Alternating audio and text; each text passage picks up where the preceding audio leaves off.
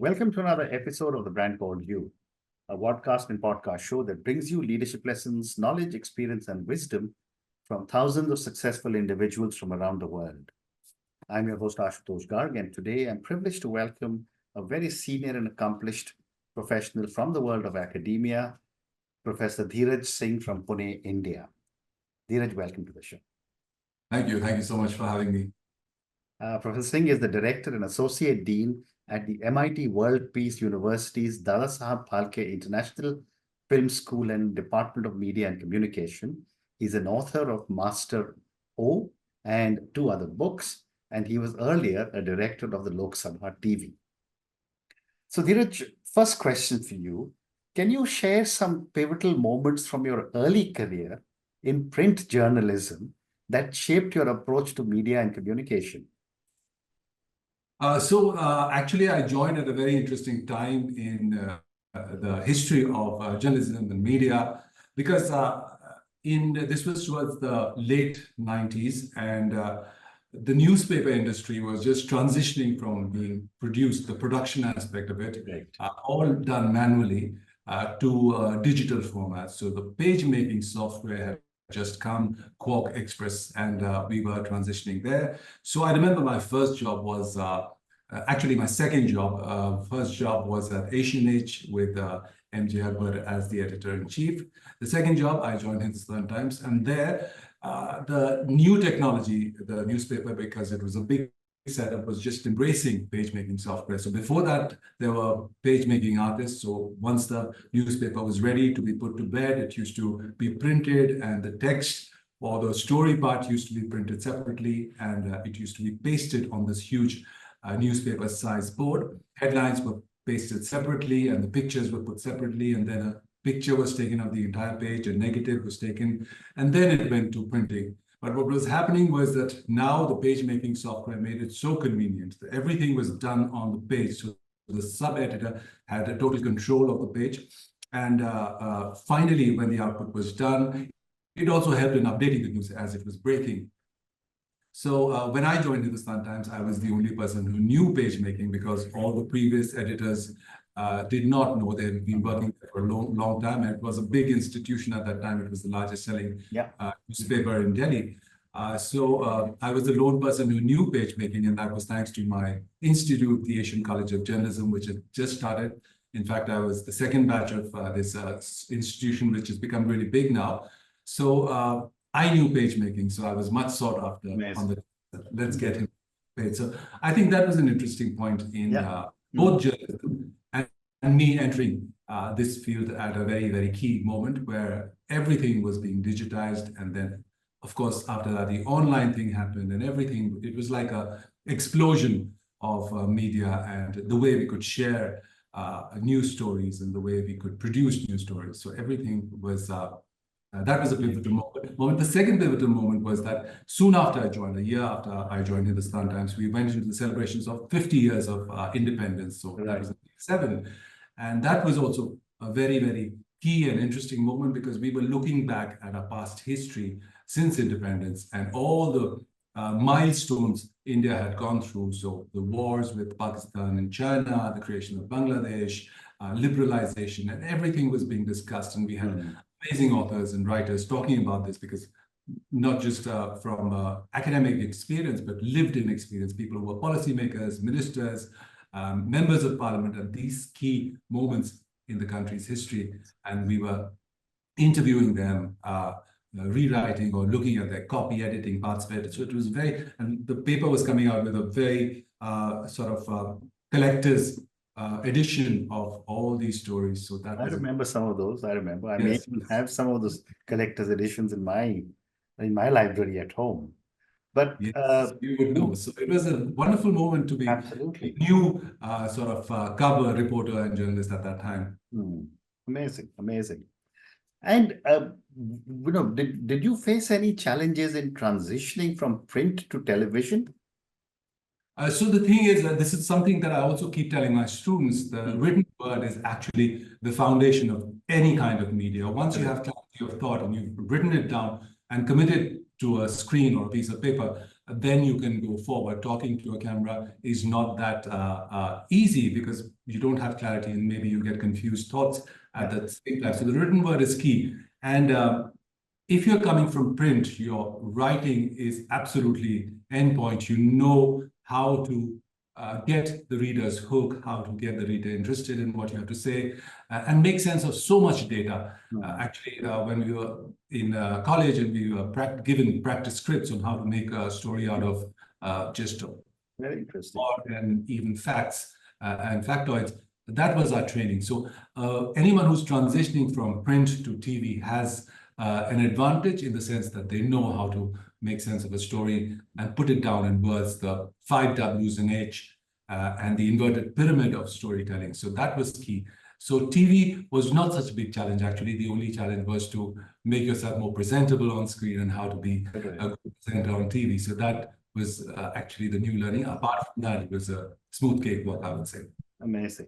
So let's now move to your current role.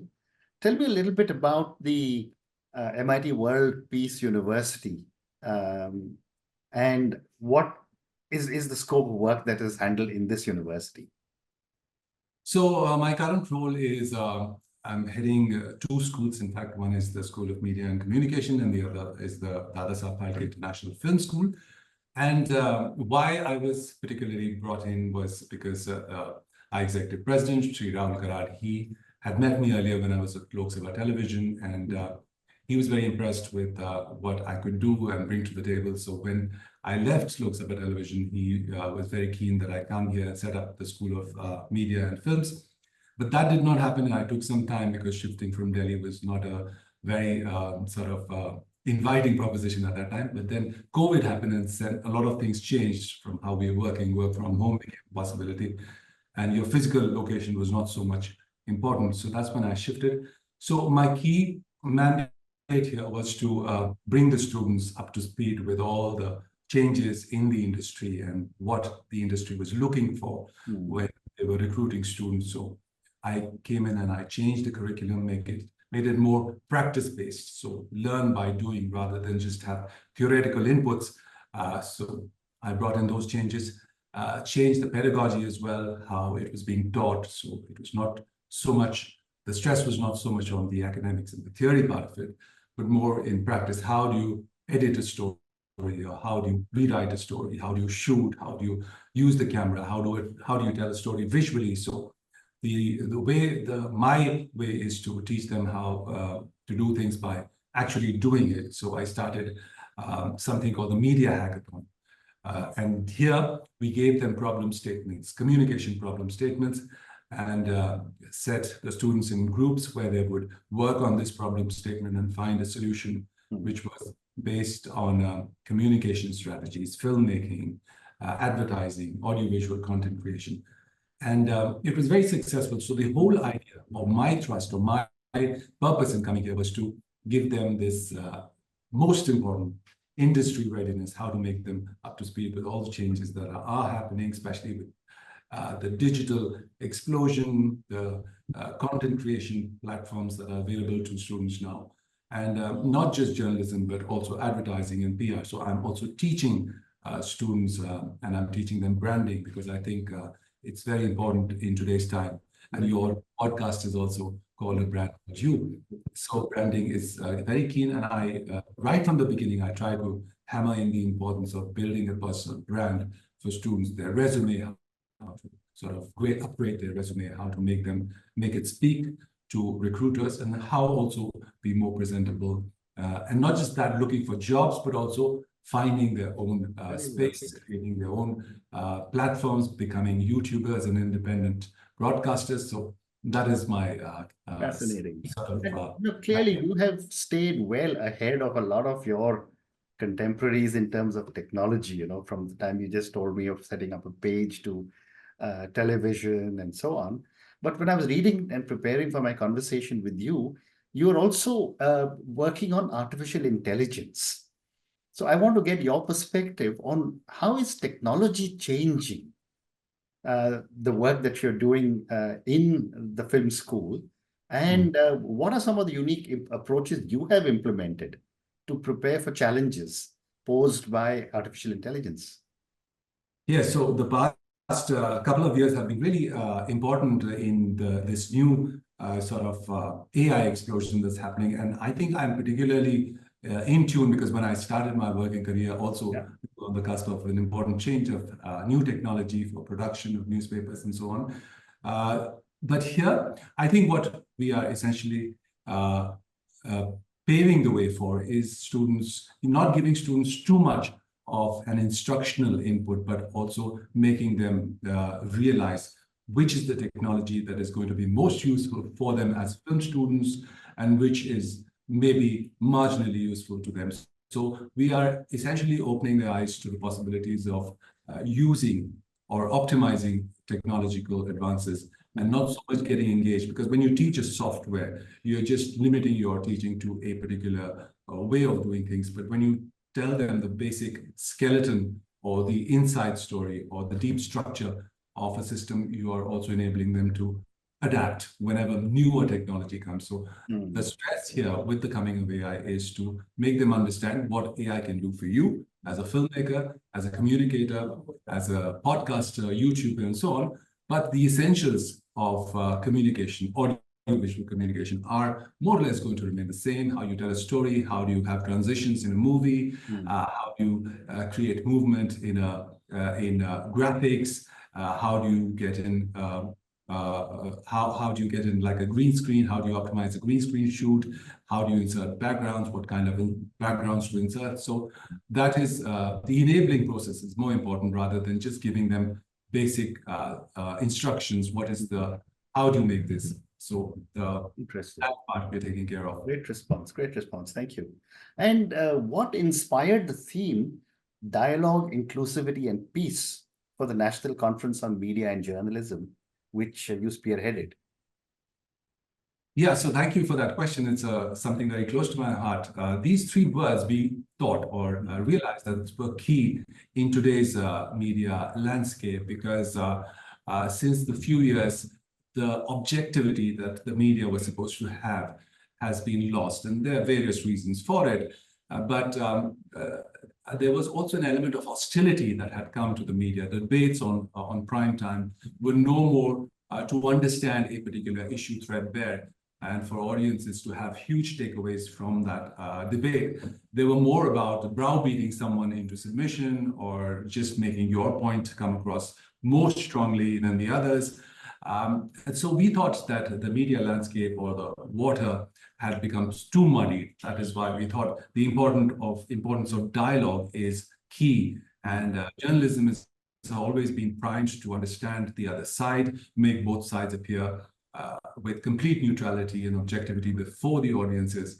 And that was not happening in the current media landscape. So dialogue, inclusivity again became a very important part because we thought a lot of people on the outside of the mainstream were being marginalized. Their views were not being heard, their opinions were not being honored.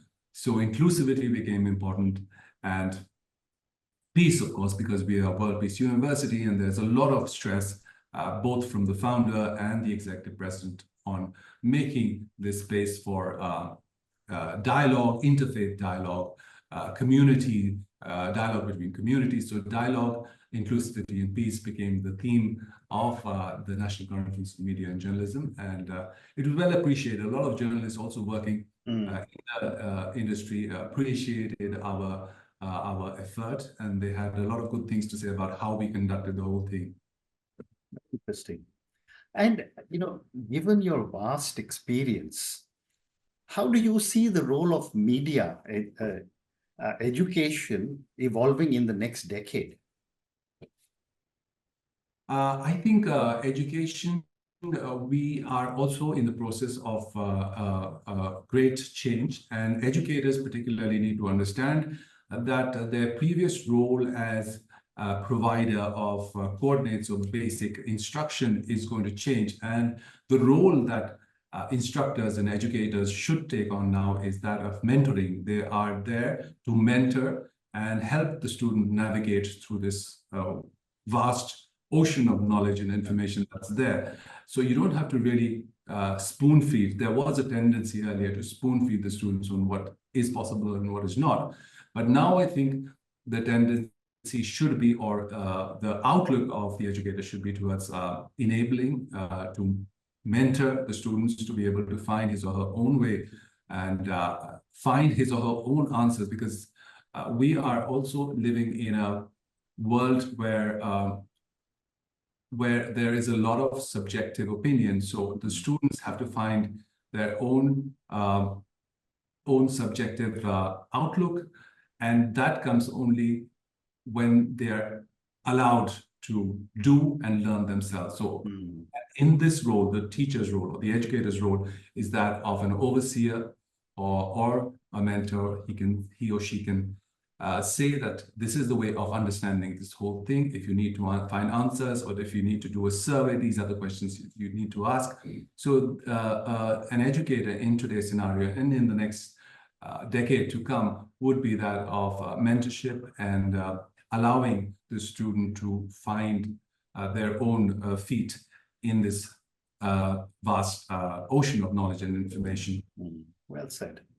And my next question is, what are some of the key elements of a successful digital communication strategy in today's media landscape, especially given the incredible amount of social media and digital technologies available? I think the strategy or communication strategy in this digital age would be more to, it's not to overstate or overemphasize any messaging that is going out from your end. It's to say less is more in today's time, because there's so much more that a person has available on his or her fingertips. The least informed person today is better informed than the most informed person a decade ago. So not to overstate a case, I've seen that in a lot of adverts and advertising, and also communication that's sent out from companies to their stakeholders. They tend to overstate their case, or they tend to, even when audio visually presenting a film or something, there is too much emphasis on showing bare minimum. But I think here, the art of content creation is more important, rather than following a template that, okay, you say this, and your audience understands, but the audience is becoming too discerning. And for that, you have to differentiate your content. And how do you differentiate your content is by making it more artful. A little bit of mystery is important, and not to overstate your messaging. Just don't overdo it. Just keep it nice, minimal, and give a lot of breathing space in a frame that you make, or any camera angles that you do. Give a lot of space for the eye to sort of say, I know where he's going, or I want to know where he's going with this camera movement. So that is important. Interesting. And for my viewers and listeners, tell me a little bit more about the work that you are doing at the film school. So Dadasaheb Phalke International Film School started a year ago. We celebrated its anniversary. It was launched on the birth anniversary of Dadasaheb Phalke. It was a pioneer.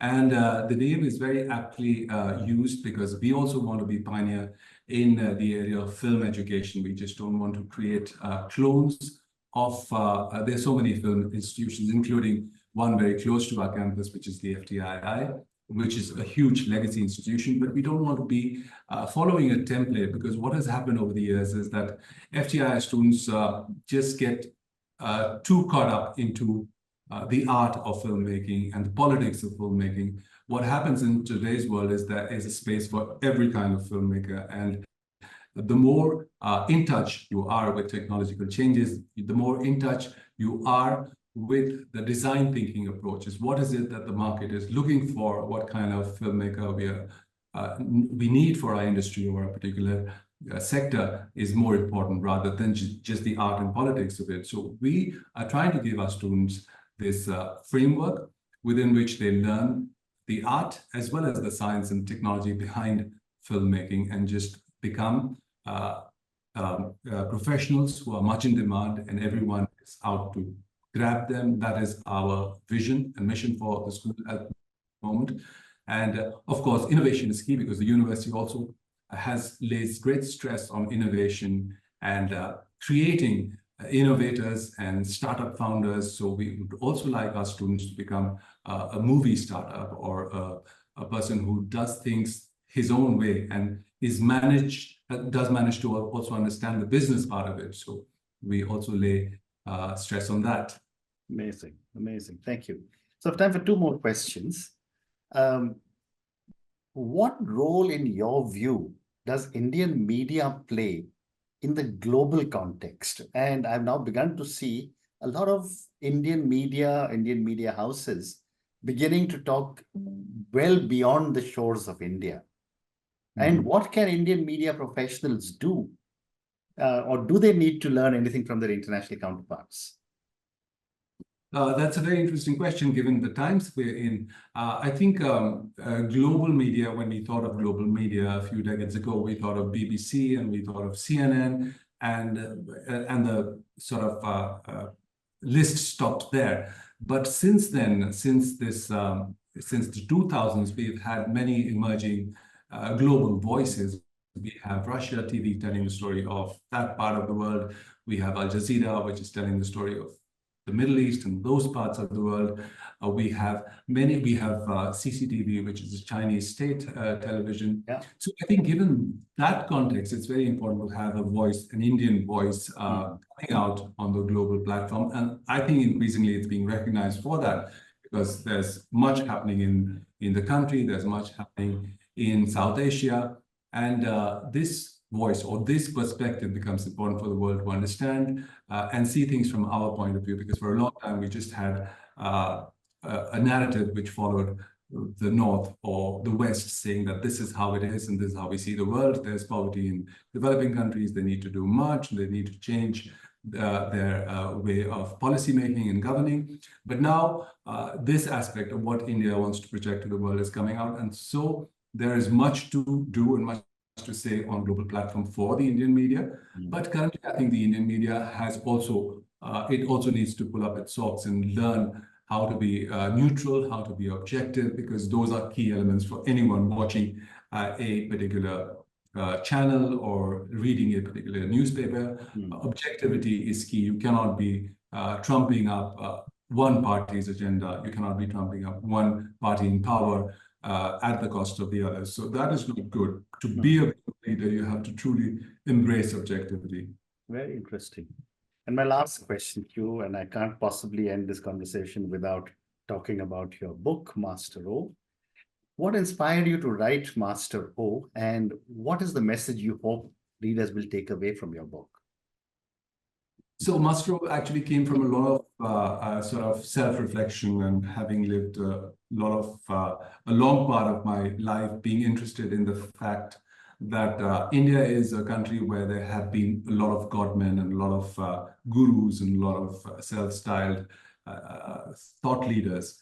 But I wanted to situate this kind of scenario of having a godman. Master O is a godman, and situate him in the future, where there is technology, there is a lot of conflicting voices about who needs to take center stage. So Master O is situated in the future. And I did not set out to write a sci-fi book, but somehow, because of all these ingredients that were coming together, it ended up being a sci-fi book. So Master O is a godman who is faced with a very, very unlikely opponent, who are a group of AI-enabled super species of elephants. They are elephant-like, but not completely elephant. They were made in a lab. And they are seeming to be helping him in his journey ahead, or becoming greater than his usual persona, but actually they're not. So it's a story full of irony, and it's a story that is full of unexpected twists and turns. So that is what I wanted to recreate with Master O, looking at the future with our past, looking at our capability of having reverence and a lot of respect and for the guru figure or the master figure, but also situating that master figure in a future that is full of uncertainties and full of changing dynamics between the public and the leader. And also looking at an aspect of the Indian elephant, because India, when you talk about the Chinese tiger, you look at the Indian elephant, which is slow to act, but acts with great certainty and great sort of rigor when it's moved to action. So the Indian elephant, the Ibharis, I call them the Ibharis, which is the old Sanskrit term for Ib is the old Sanskrit term for elephant. So Ibhari is the lab-created, super intelligent, super connected elephant and Master is the godman. So that's how it. How amazing. I'm going to ask all our viewers and listeners to go and check out Professor Dhiraj Singh's book, Master Row. I'm going to check it out myself. Thank you for that. Not at all. And then on that note, Dhiraj, I just want to say thank you so much for speaking to me about your own incredible journey. Thank you for speaking to me about the amazing diversity of roles that you seem to be juggling so easily, from an educator to a journalist to a filmmaker to an author. Thank you for giving me a very, very interesting perspectives on technology in journalism, on the role of the newly created Dadasaheb Phalke International Film School. And thank you also for giving me some more information about your new book. Thank you again. Thank you. And good luck to you. Thank you so much for having me. It was a great pleasure talking to you, and your questions were absolutely brilliant, and I loved answering them. And I wish you all the very best for the future endeavors, and a great job you're doing of bringing this sort of knowledge source together, talking to really diverse thought leaders and change makers, and wishing you all the best. Thank you so much. Thank you. Thank you for listening to the Brand Called You videocast and podcast, a platform that brings you knowledge, experience, and wisdom of hundreds of successful individuals from around the world. Do visit our website www.tbcy.in to watch and listen to the stories of many more individuals. You can also follow us on YouTube, Facebook, Instagram, and Twitter. Just search for the Brand Called You.